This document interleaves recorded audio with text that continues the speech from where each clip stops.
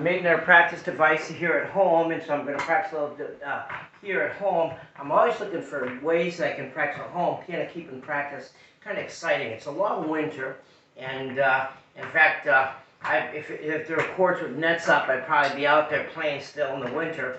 And so here I have just practiced with this device that I made. It just kind of keeps practice interesting. I can go around the ball and go at 3 o'clock. I can go through the ball this way. I can practice inside out like this. And so it's just a great way of practicing. I can also practice, pushing the ball like this. And so I just take my racket and I spin the wheel. And this is like a fan, almost like a fan. It's actually a 5-pronged pentagon, I guess, 5. And so I'm practicing, and I'm just pushing the ball. If I want to, I can practice going over the ball. I can go around the side of the ball at 3 o'clock. I can hit straight on. I can lift the ball going from 6 to 12. And so, I can also practice slicing the ball and get the feel of the ball. I can practice like this here. I can practice both ways. I can practice left-handed, come around this way. And instead of going around 3 o'clock, now I'm going around 9 o'clock. Or I can practice going up from 6 o'clock to 12 o'clock. Or I can go from 6 to 1.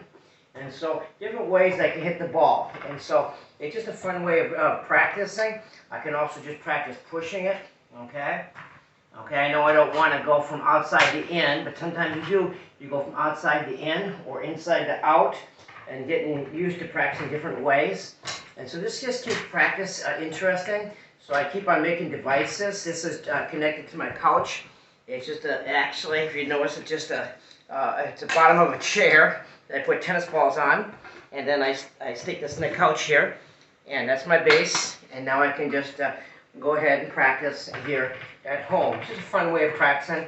I hope this creative device helps you to be creative and find ways that you can practice in your home. And at the same time, a lot of times what I'll do is I'll listen to, right now I'm listening to a lecture.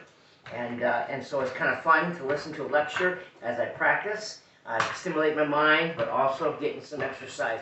And so I hope this is helpful. I hope you find ways to practice, and that when you do play a match, you're warmed up, or you go for a lesson, perhaps before you go to a club, and you're spending $1 a minute on a lesson, that you're warmed up. And it's a great way of practicing getting warmed up and getting a hand-eye coordination. I can also switch my hands, and so it's a great way of practicing. I can spin it, like I said.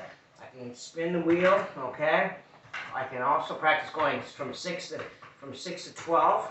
I can practice going around here, going around like 3 o'clock here, or I can, to the left-handed, I go around 9 o'clock and go around. I can hit straight from 6 to 12. Different ways that I can practice. Like I said, I can push, and just practice pushing the ball. Okay, I can do it both forehand and backhand. Okay, it's a great way of practicing. I can practice going over the ball and just practicing here. It's just a fun way of practicing. I can practice like a drummer, just hitting different balls. Okay, and just moving after the ball and just practicing. Keep my racket in front. A lot of times, maybe perhaps this could help you in your volleys. Keep the racket in front and practice hitting each ball. Okay, and so it's just fun to be able to work on practicing.